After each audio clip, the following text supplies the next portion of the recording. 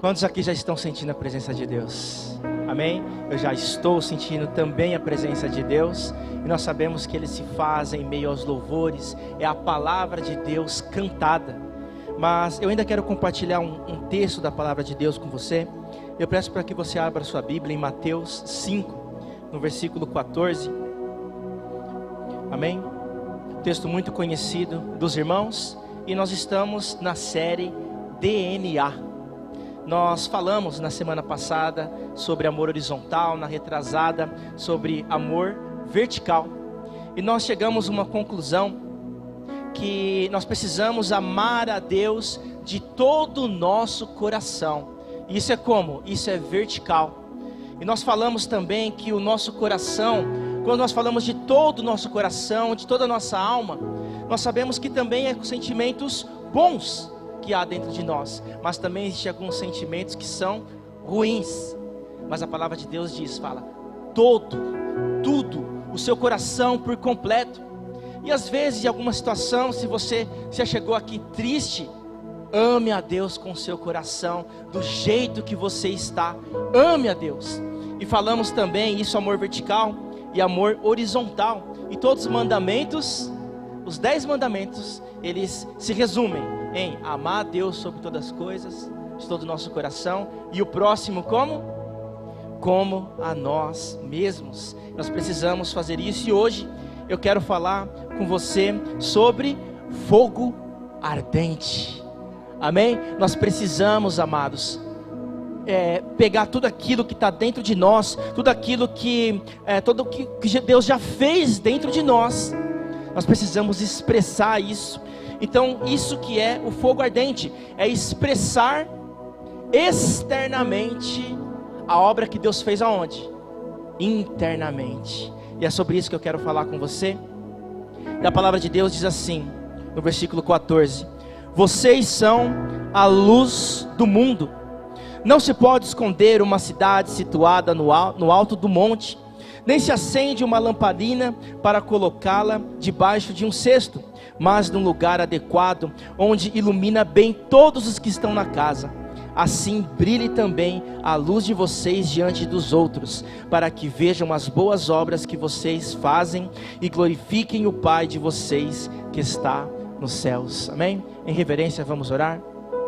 Soberano Deus, nós lemos a Tua palavra e te pedimos, ó Pai, aplique em nosso coração, que possamos ser admoestados, que possamos ser constrangidos pela Tua palavra, e que possamos em nome de Jesus, sair daqui diferente, sair daqui com esse fogo ardente, ó Pai, em nome de Jesus, amém e amém. Amados, quando a palavra de Deus no versículo 14 diz, vocês são a luz do mundo.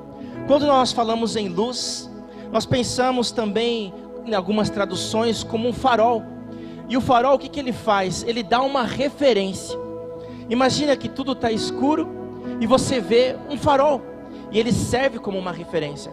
E a palavra de Deus está dizendo aqui que vocês, nós, todos nós somos luz para esse mundo. E depois continua dizendo que não se pode esconder uma cidade situada no alto de um monte, e nem se acende uma lamparina para colocá-la debaixo de um cesto. E amados, quando nós avaliamos luz, às vezes vem na nossa mente, e talvez veio na mente de vocês também, veio na minha quando eu estava preparando a mensagem, mas a gente imagina que existe uma luta espiritual, e realmente existe uma luta espiritual. Só que às vezes a gente imagina aqueles anjos lutando da luz e os anjos das trevas, e eles começam a lutar ali, batalhar. Às vezes alguns anjos caem, outros não, e fica aquela luta. Só que, amados, a palavra de Deus lá no início disse que como que era tudo? Era trevas, e com o haja de Deus houve o que? Houve a luz de Deus. Eu estou querendo dizer para você que aonde há luz, não há trevas. Essa batalha ela já foi ganha. A trevas, ela só opera na ausência de luz, quando não tem luz.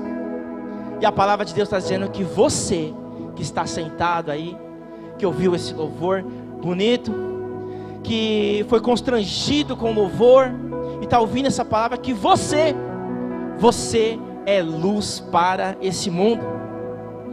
Amados, na primeira parte dessa mensagem eu quero falar que para ser luz, você não pode viver conforme os padrões desse mundo. E os padrões desse mundo vêm para confundir.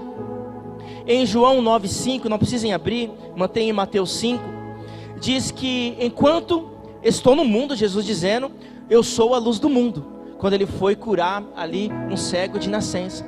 Então ele disse que ele é a luz do mundo enquanto ele estivesse lá. Mas quando nós avaliamos, quando nós aprofundamos na palavra de Deus, nós vemos que o sobrenatural de Deus já aconteceu na minha e na sua vida, você que aceitou Jesus, porque o Deus, o soberano Deus, o Criador dos céus, o Criador da terra, Ele mandou o seu Filho Jesus, por causa de um só homem, é claro, o pecado entrou no mundo, mas por causa de Jesus Cristo, seu único Filho, foi nos dado uma vida eterna, e foi necessário que Ele viesse e morresse pelo meu e pelo teu pecado.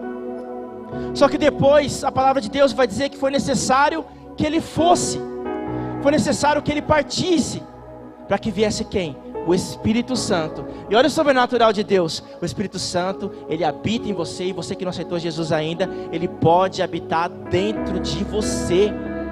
Isso já é o sobrenatural de Deus acontecendo em nossa vida. Mas amados, a igreja não sou eu, a igreja não é você, a igreja somos nós juntos. E quando eu olho para a nossa sociedade, como cristãos, eu vejo que nós somos milhões e milhões. Se olharmos as estatísticas, são muitos cristãos se convertendo a cada dia.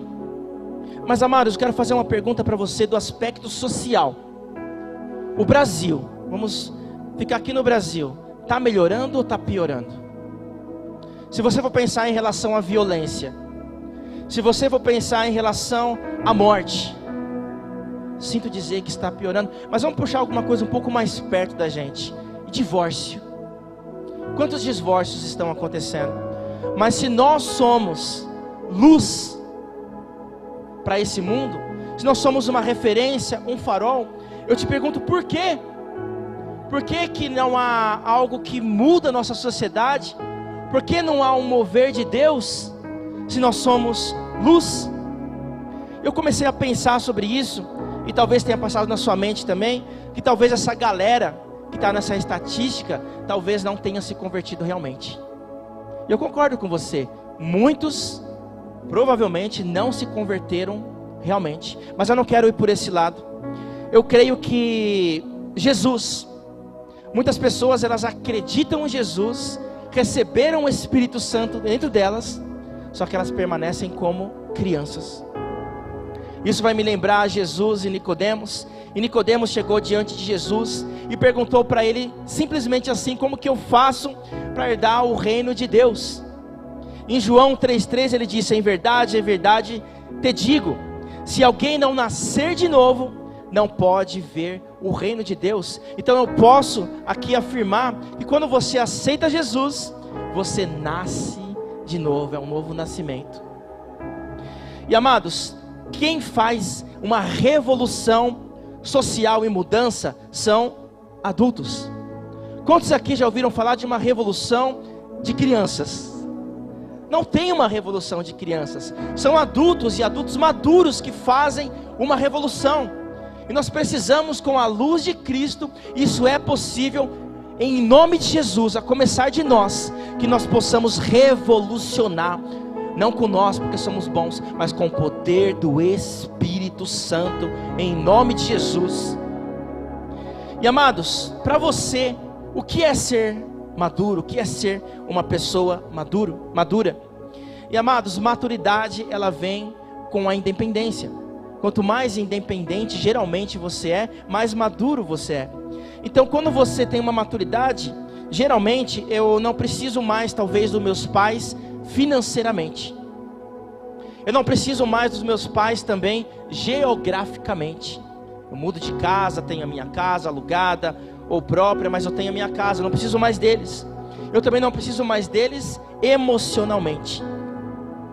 Mas amados, biologicamente uma idade de um adulto é 18 anos, onde ele alcançou o ápice ali da sua biologia. Agora ele é um adulto, o ápice do seu crescimento. Mas amados, muitos biologicamente são adultos, mas vivem emocionalmente, intelectualmente, socialmente como adolescentes. Vocês conhecem alguém assim? E não olhem para o lado, tá? Eu não quero confusão aqui hoje. Mas amados, como adolescentes, e o que é um adolescente hoje? Um adolescente hoje quando convém ser criança, opa, eu sou criança. E quando convém ser adulto, aí ele é adulto. Eu vou dar um exemplo para vocês. A vida sexual ativa. Então eu sou adulto. Eu quero ter uma namorada e eu quero ter uma vida sexual ativa. Então eu sou adulto. Agora para arrumar a cama em casa, para pagar as contas, aí não. Isso me lembra muito o quê? Uma criança. Porque a criança ela age de acordo com o que convém. Todos sabem que a maioria sabe que eu tenho uma filha de 4 anos. E um tempo atrás eu falei para ela, eu estava tentando tirar um pouco de doce dela. Eu falei para ela assim, filha, eu não quero mais que você coma doce. Ela, pai, mas eu quero bala. E começou a fazer aqueles cachorros, eu quero bala. Eu falei, seguinte, eu posso te dar uma bala agora, mas eu posso te dar 10 balas amanhã depois do almoço. Eu te dou 10 balas. Você quer as 10 balas amanhã ou você quer uma bala agora? Ela falou, eu quero uma bala agora. É de acordo com o que convém. Traduz isso para dinheiro. Imagina se fosse, você quer R$1.000 agora ou você quer R$10.000 amanhã. Porque a criança ela age de acordo com o prazer. Então uma criança ela ainda é focada nos seus prazeres.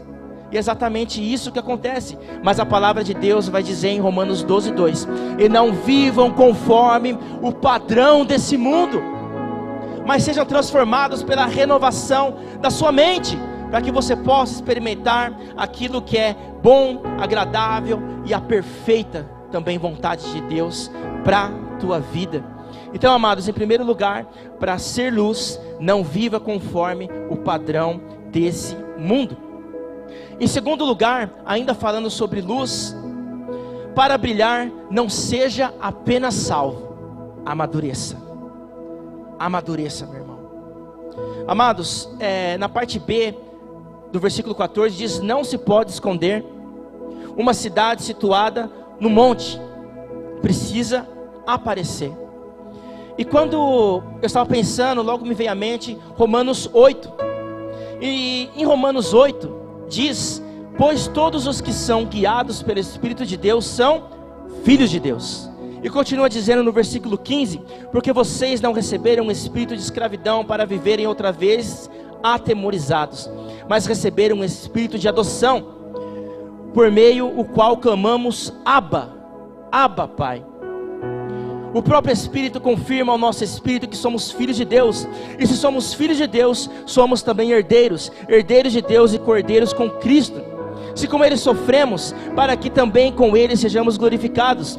Porque para mim eu tenho por certo que os sofrimentos no tempo presente não podem ser comparados à glória de Deus a ser revelada em nós. E termina dizendo: a ardente expectativa da criação aguarda a revelação dos filhos de Deus. Mas quando eu olho para a palavra de Deus, e voltando um pouco a Nicodemos, eu vejo que existe, qual é o esforço para você nascer? Biologicamente, qual é o esforço que você faz? Nenhum. Quanto que você pagou para você nascer? Nada. Foi de graça, você simplesmente nasceu. Se foi de um parto normal, foi com o esforço da mãe. Se não, foi a cesariana, o médico foi lá e puxou você. Não é verdade? Você não pagou nada por isso.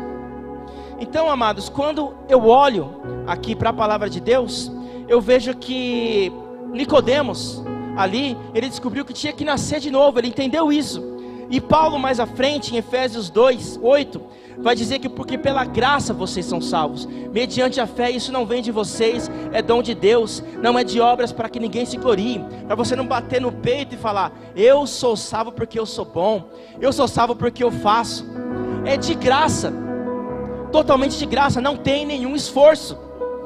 Mas quando eu olho também aqui, Jesus dizendo em Mateus 5, no coração do Sermão do Monte, um pouco à frente do texto que nós lemos, eu vejo que Paulo diz aqui, Jesus diz: vocês ouviram o que foi dito, ame o seu próximo e odeie o seu inimigo. Eu, porém, lhes digo: amem os seus inimigos e orem pelos que perseguem vocês, para demonstrarem que são filhos do Pai de vocês. Mas espera aí, amar quem me odeia? Qual que era o contexto aqui, amados? Eu sei que os irmãos sabem, eram os romanos. Os romanos estavam matando os judeus. Eles estavam, se não matasse, eles estavam cobrando impostos muito altos. Eles estavam maltratando ali. E Jesus diz: você tem que amar os romanos, você tem que amar os seus inimigos. Amados, naturalmente você amaria um inimigo que poderia te matar? Não. Precisa ter um esforço. É difícil a gente amar os nossos amigos, imagina os inimigos. E Jesus está falando: ame o seu inimigo. Mas espera aí, se Paulo disse que é de graça, que não tem nenhum esforço, e Jesus disse que tem que ter um esforço da minha parte, eu fico pensando: Paulo, Jesus, qual dos dois que está certo? Será que existe algum conflito entre os dois? Mas não, amados, não, você não tem que escolher. Não existe um conflito. Na verdade é uma questão de tradução. Quando nós vemos aqui no texto, em Romanos, quando começa dizendo que vocês são guiados pelo Espírito, vocês são filhos de Deus, a palavra usada é teknon. E o que significa teknon no original? Significa filho imaturo, um filho que acabou de nascer, um filhinho. Por isso que é usado Abba, Abba Pai. E quando nós avaliamos no nosso contexto, no português, quando uma criança ela vai balbuciar, o que ela fala? Mamã, mamã, papá, papá. Agora, se você for para Israel, você vai ver que ali nos jardins, onde ficam as crianças, é muito comum você ouvir Abba, Abba no hebraico, Abba. Ela está balbuciando. Então são teknon, filhinhos.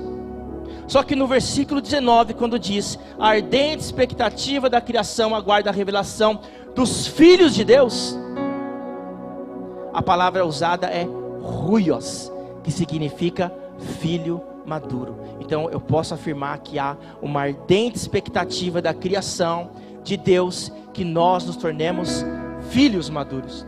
E para você ser salvo, para você ser teknon, para você ser filhinho, não custa nada. Mas para você ser ruios custa tudo. Nós precisamos, amados, ser luz, luz para esse mundo. A palavra de Deus, por isso também que diz que é o espírito da adoção. E amados, nós precisamos, em nome de Jesus, nos tornar ruios, ruios, filhos maduros, para que nós possamos apresentar essa luz, para que nós possamos ser luz para esse mundo. Em terceiro lugar, para ser luz, nós precisamos, amados, queimar por dentro. É necessário que eu e você, que nós queimamos por dentro. No versículo 15, no principal texto que nós lemos em Mateus 5, versículo 15 diz que nem se acende uma lamparina para colocá-la debaixo de um cesto.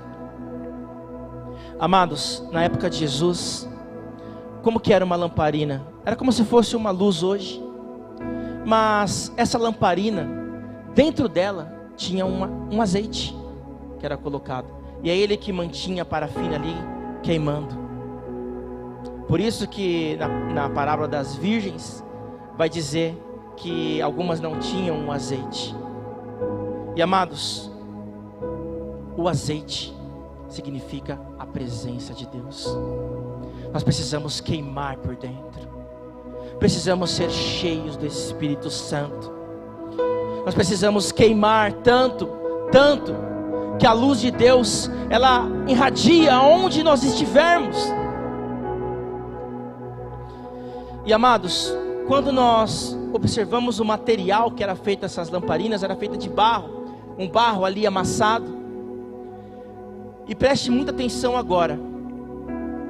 Quando esse barro ficava muito tempo com azeite, sabe o que acontecia? Por causa da porosidade, esse azeite escorria. Ele passava pelos poros do barro e simplesmente caía sobre a mesa e não ia servir mais para nada.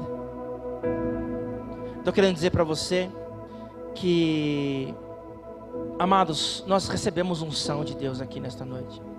Tatiane, muito obrigado por ter vindo, a banda. E nós recebemos unção do Espírito Santo, fomos cheios do Espírito Santo. Mas se isso ficar dentro de você, esse azeite ele vai se esvaziar, porque ele não foi feito para ficar dentro de você, ele foi feito para queimar. Quantos estão entendendo o que eu estou falando aqui? Nós precisamos queimar. Eu convido a banda para vir aqui à frente.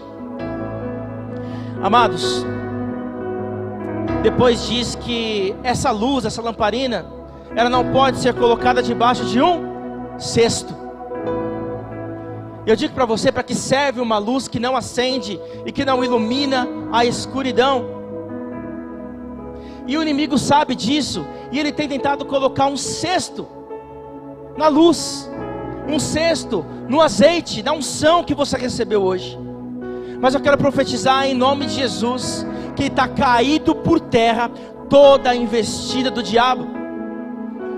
E eu vejo isso aqui como se fosse que nós recebêssemos a unção do Espírito Santo, que está forte aqui neste lugar, e nós saíssemos daqui para cumprir o que significa igreja, que igreja significa de dentro para fora. De dentro para fora significa igreja. Só que muitas vezes, quando nós saímos daqui, o que nós fazemos? Nós pegamos o nosso cesto, colocamos em nossa cabeça e vamos para a faculdade. Aí você chega com aquele cesto na cabeça. Oi, bom dia, tudo bem? Aí você chega no seu trabalho com o cesto na cabeça e diz: bom dia aí, tudo bem? Mas amados, filhos maduros brilham. Em nome de Jesus, que possamos brilhar, que possamos em nome de Jesus ser luz em nossa rua, luz em nossa cidade, que possamos ser um farol para nossa cidade, e que em nome de Jesus possamos deixar esse cesto para lá, deixar esse cesto, e que possamos em nome de Jesus ser luz para esse mundo. Por isso que nós lemos: vocês são luz do mundo. Foi necessário que ele fosse, para que você fosse luz. E às vezes a gente joga isso para Deus, mas você é representante de Deus aqui na terra, sua luz precisa brilhar. Por isso que nós lemos que vocês são a luz do mundo. Não se pode esconder uma cidade situada no alto de um monte, nem se acende uma lamparina para colocá-la debaixo de um cesto, mas no lugar adequado, onde ilumina bem tudo. Nós precisamos iluminar a nossa nação, e é isso que Deus espera de mim e de você. E continua dizendo aqui, para concluir, no versículo 16: assim brilhe também a luz de vocês diante dos outros, para que vejam boas obras que fazem e glorifiquem ao Pai que está nos céus. Convido você a se colocar de pé neste momento. Nós temos alguns minutos, e eu quero dizer a você, você que quer nesta noite pegar o teu cesto e deixar esse cesto aqui, para que você saia daqui sem cesto, para que você possa iluminar onde você estiver. Eu quero que você não precisa vir aqui à frente, mas que você coloque a mão no teu coração e peça em nome de Jesus: Deus, brilhe a tua luz, me faça um filho maduro. Eu quero orar com você neste momento.